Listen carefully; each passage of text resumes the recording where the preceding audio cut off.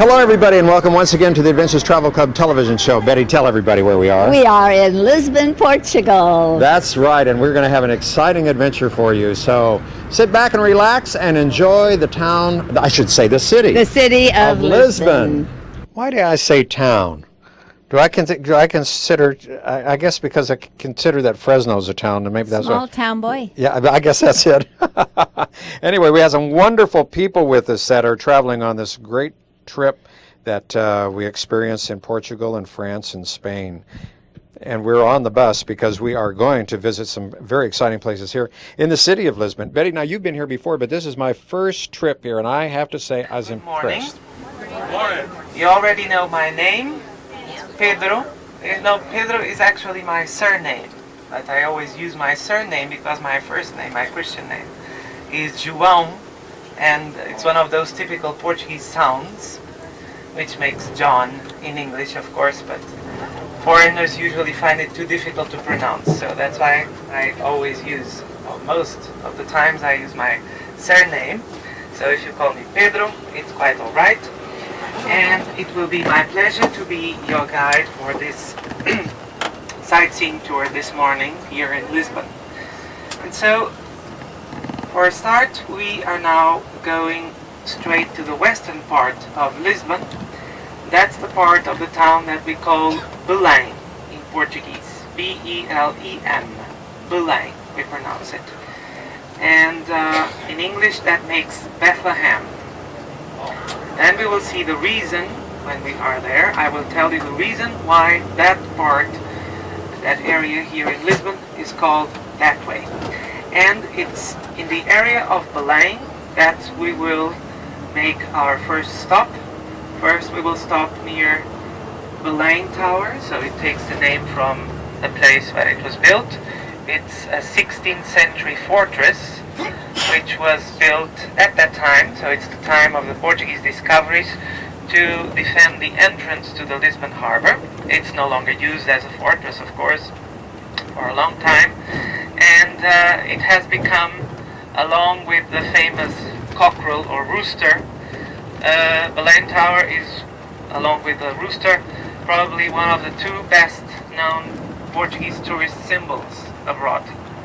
So we will stop near Belém Tower for you to take a photo, and still in that part of the town we will also take a look at the monument to the Portuguese discoveries, which, as you will see, is a modern monument, so to commemorate that period, which is considered to be the heyday of Portuguese history. And because the wind was blowing so strongly that day, we were not able to pick up our guide, and he had beautiful things to tell us, wonderful things to tell us. And as you can see, as we're looking right here on the plaza, there's a huge map of the world right there, and you can see the places where the Portuguese explorers, where they went to, where they discovered, including India and Brazil, the Azores, Madeira, Timor, which of course is in Indonesia, Angola, Mozambique, Cape Verde, and Macau. Well, they didn't get their reputation as navigators for nothing, did they? They earned it. That's for sure. I think, you know, the Portuguese government did a wonderful job with both this monument and also this map here. It was incredible, and I think all of us were so impressed as we see from the little coast here off of Lisbon, where some of these sailors set out and went around the world. I'm just so sorry that we weren't able to get his narration of it, because he was so knowledgeable.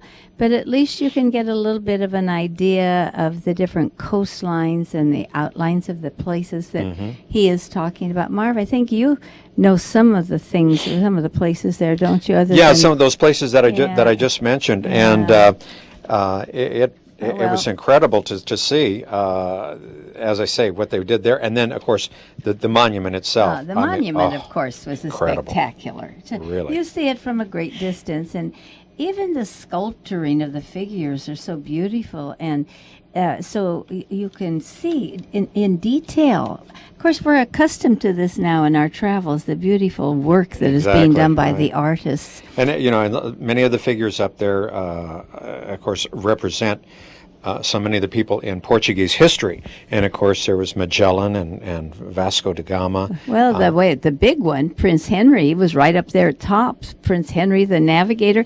And the funny thing about Prince Henry, he taught everybody how to navigate, but he himself never went to sea. Is that right? No. He was a landlubber. He let them go and see, and he taught them all that they knew. Well, all they knew. He taught them navigation skills, but he himself did not go exploring, on his own or with a crew. Right. I think it would have been wise with a crew. And those the statuary that you can see there raised from about 25 to 30 feet in height. It's a depiction of history, and including Vasco da Gama, who went into India, and Cabral, famous Brazil, conquered Brazil. Saint Francis Xavier, the Apostle of the East. There's one of the statues there of a friar, and he was the first one to bring in in Christianity. I don't know, where did he come from, though? Do you remember where the priest was from? He went to Brazil. I knew where he was from. You knew where he was from. You didn't know where he went to. Right. And brought Christianity to Brazil. And that cross that he brought to Brazil is still in Portugal. Still there in Lisbon. Right? Yes, in the museum there. The seaplane, and there are two Portuguese pilots represented inside. The monument is modern. It's from the early 1980s, and it's an homage to the two Portuguese pilots, Mr. Cabral and Mr. Coutinho, who made the first aerial crossing of the South Atlantic Ocean. So they went from here, near Belém Tower, all the way to Rio de Janeiro, which at that time was still the capital of Brazil. So it was the first aerial crossing of the South Atlantic Ocean, 5 years before the famous flight of Mr. Lindbergh. The important thing, this was not a non-stop flight. They had to change planes 3 times because they had several technical problems. They even lost one plane at sea. But what's important about it is the system that was developed by one of the pilots, Mr. Coutinho. He was an admiral of the Portuguese Navy, and he adapted the nautical instrument called the sextant. And to this day, this system bears his name. It's called the Sextant System Admiral Gago Coutinho, which was his name. Okay? And this was so important for the further development of aerial navigation that when the Americans, Mr. Aldrin and Mr. Armstrong, went to the moon in the 1960s, they had this little flag with the name of these two Portuguese pilots. Did you know that? No, I didn't. There's a lot of things I don't know, but I did. They didn't seem like they talked about that much in the news. Oh, that was a long time ago, though, huh? Yeah. So yeah. But that was very nice of them to do that. I thought think that, so. But it just reemphasizes how much exploration that the Portuguese did, and circumnavigating the world. That was really something. Good tribute. Really, yeah. really something. Yeah. Now, where are we, Mark? Well, we're really sort of in the downtown of the old town, and this is in the evening time. The statue that we just saw was one of the, not that one, the one before is one of the poets of Portugal. And look, I still look at the old streetcars. Isn't that nice? Are they functional? Yeah. Truly? Or just for nighttime? Oh, no. I think they run it because in this little part of the city is really quite hilly.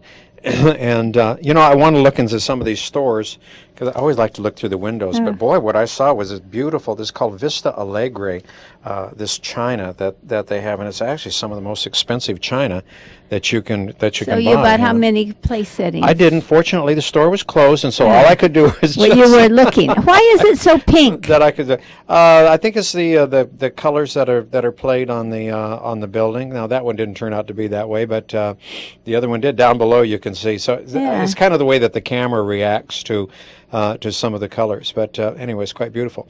This is the aqueduct, and of course, as we first started out on today's adventure, we went under this particular aqueduct. And again, at nighttime, it was so beautiful because it was lit up. And this, of course, goes way back into history. We're talking about, way back, but it is. It's still in such great condition.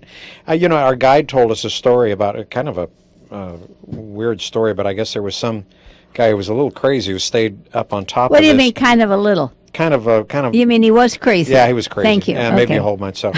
He used to attack people and throw them off the top of this thing, and I think that qualifies. Kind of weird. I think Yeah, that, weird and crazy. that Okay. qualifies as crazy. Actually, from my hotel room, Yeah. if I put my head out way far out and looked around, I could see a little bit of that. Oh, could you really? Uh-huh, Oh, uh-huh. well, it was Yes. really, really quite beautiful. Anyway, there were other monuments, of course, that were illuminated at night and that were nice to see. But here we are the next morning, and of course, it's time to eat again. And the food was good. As you can see, we had quite a selection. It was done very, very well.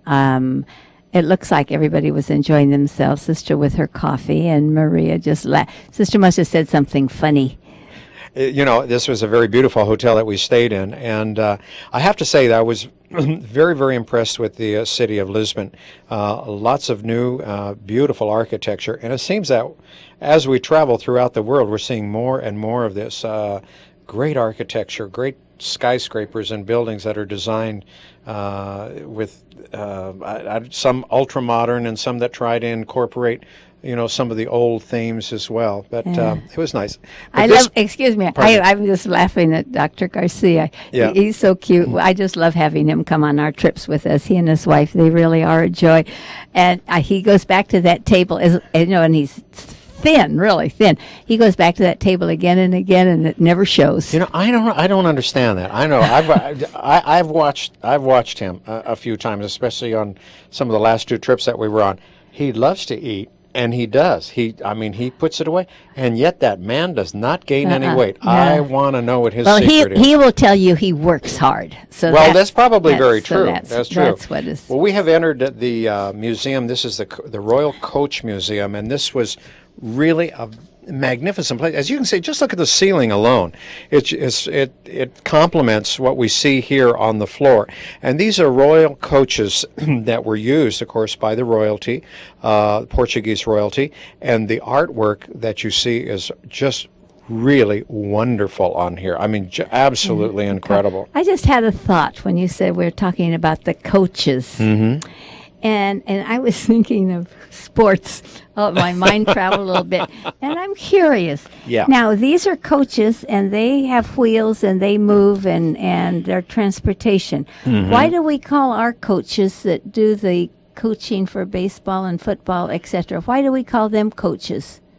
Good question. I don't know. Because It's the wheels go around in their head when they're trying to teach these fellows how to. That's it. I don't know. Oh. Maybe it's just a peculiarity of the language. I don't know. Okay. That's a good thought, though. It was just a thought that. Well, no, it's a good one. know. It's a good one. I don't know. Maybe somebody knows the answer to that, This area that we're in right here, where the coaches are, and we're going to go visit a monastery in just a little bit. And, of course, the big monument that we saw to the explorers is in the early, I want to say earlier, older part of town. Of course, it's right there at the harbor where I believe that Lisbon started. And I want to mention something here, Betty will let me, and that is I want to talk a little bit about St. Anthony. It's okay. Okay.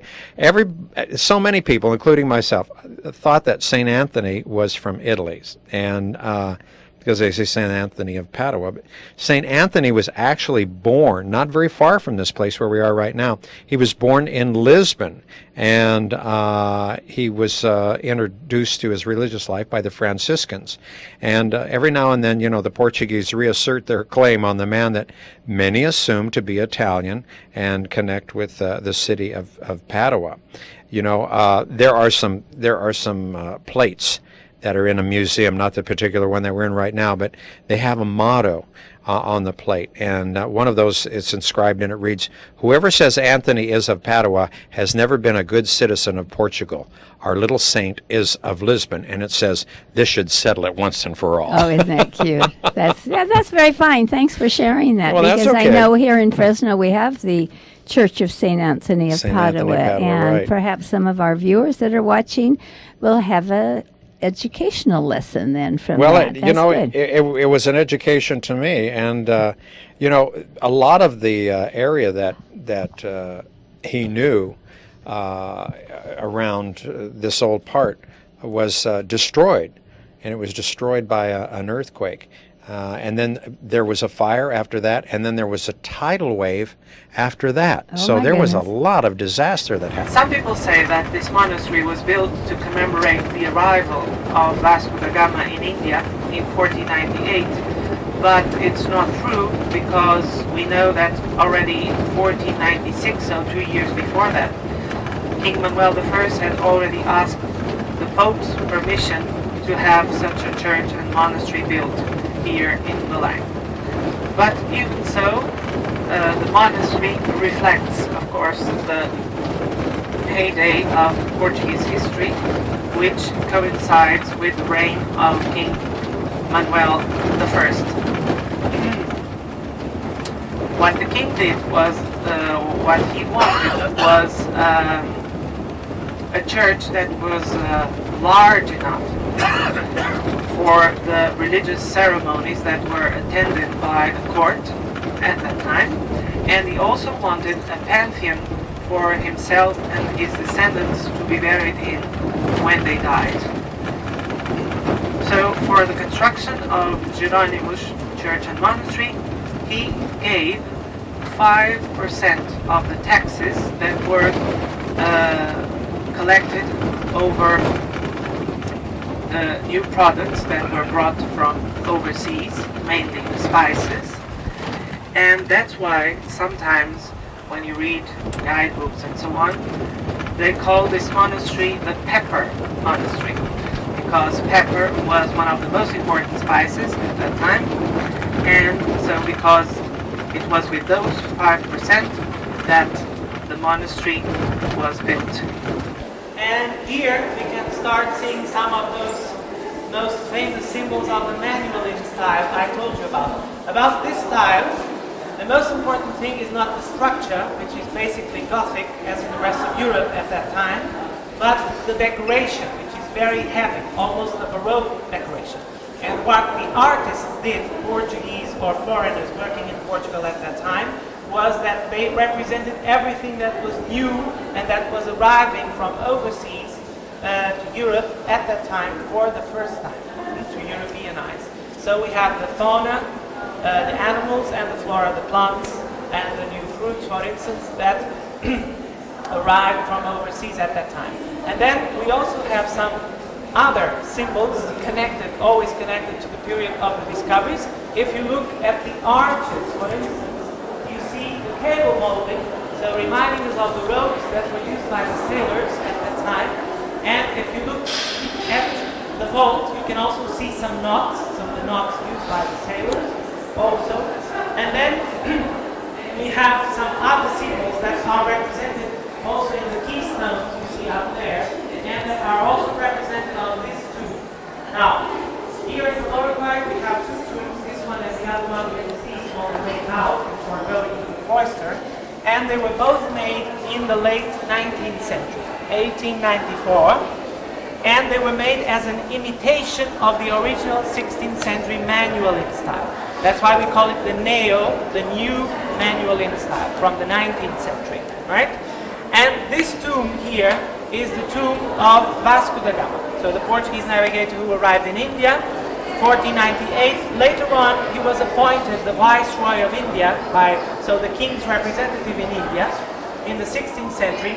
He died there on Christmas Eve, 1524. He was buried in India for a while, and then later on his body was transferred to the south of Portugal, because when he arrived in India a few years later, King Manuel gave him large and large estates in that area, so he was a member of the highest Portuguese nobility, Mr. Gama, and so he was buried there in the south of the country until finally this tomb was made and his remains were transferred to the tomb. So inside we actually have what is left of Vasco da Gama. About the symbols, you see the ropes again, as we have seen around the arches, and you see other symbols.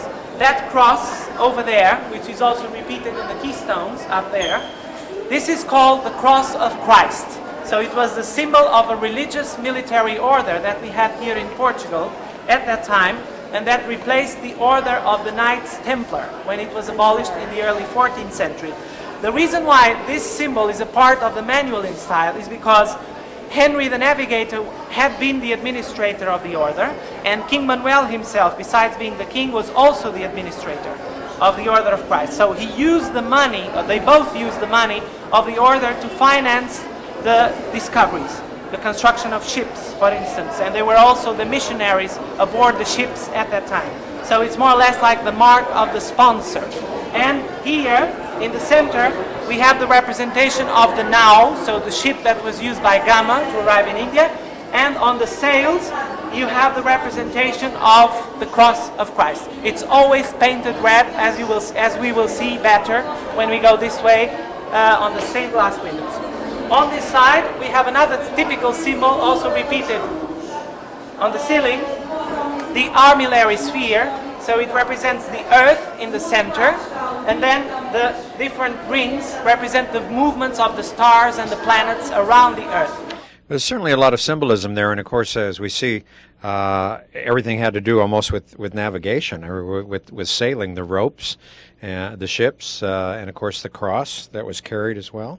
And as we look into the rest of the chapel or the church here in the monastery, we see some very, very handsome windows here. Those are really, really pretty. I had to take pictures of those because I thought those were really nice. They are beautiful. You have a fixation on windows and on birds.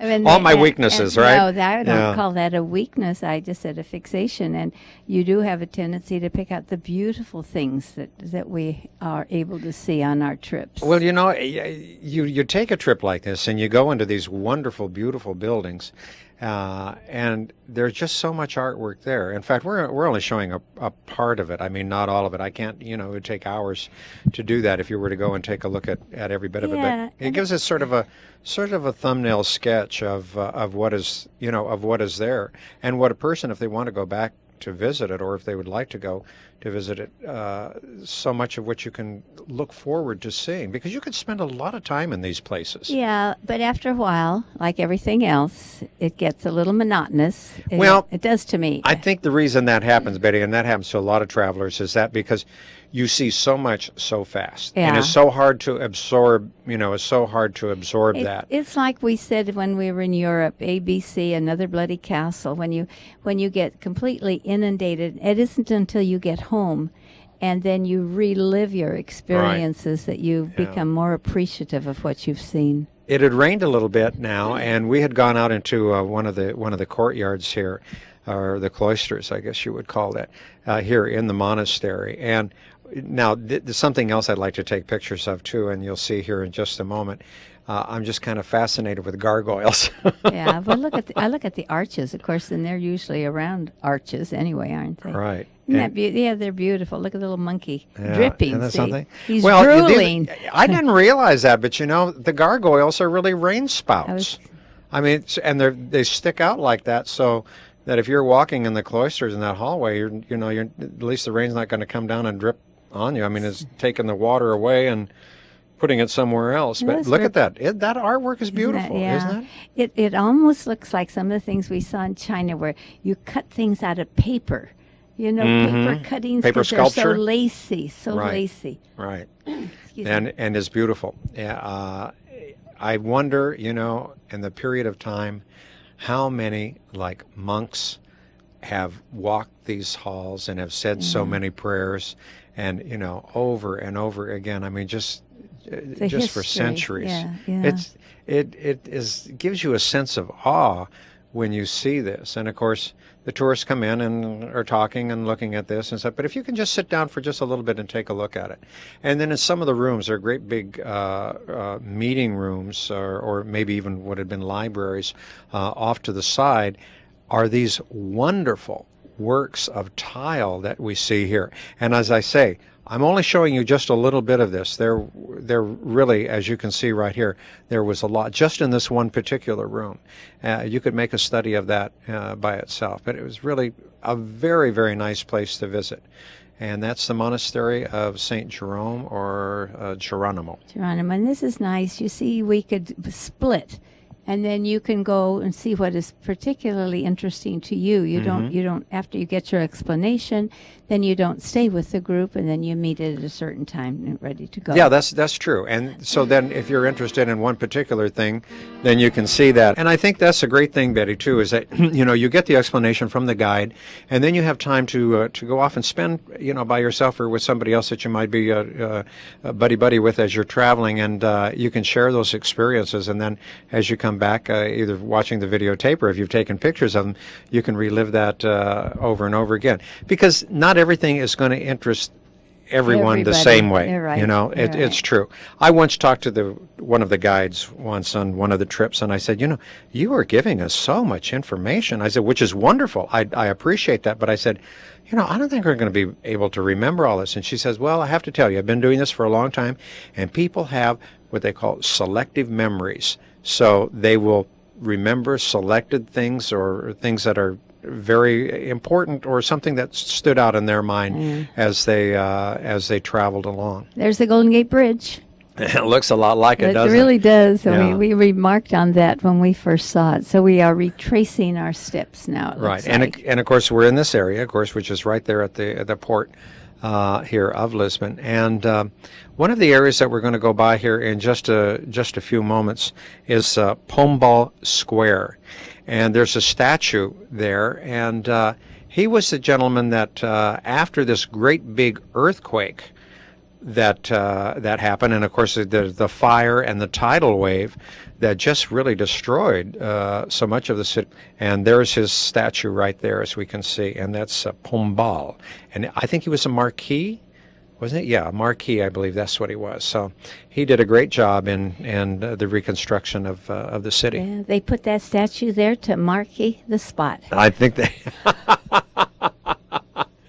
I think you're absolutely right. Well, you can see that. Very modern right now. Right, Look at- and it's a bustling city. It yeah. really is. Oh, I love that part in the middle.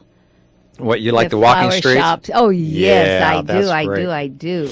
Well, one before we leave, there's some night shots here that I wanted to, I knew about this before, but they had the World Expo here, and this was the architecture down here. Again, we're by the water again, is really something. And again, it has that theme of ships and sailing and that type of thing. But Betty, they wouldn't let me shoot inside there's a shopping mall Well, in I'm there. glad because you didn't take me along with you anyway. You just went Well, off you and didn't did want to this by spend any yourself. money. I so know shame that. on you. You didn't want to spend any money, but she Did wouldn't it let me. cost to go she in? wouldn't- No, it was a regular mall, but What they do you had mean I didn't want to spend any money?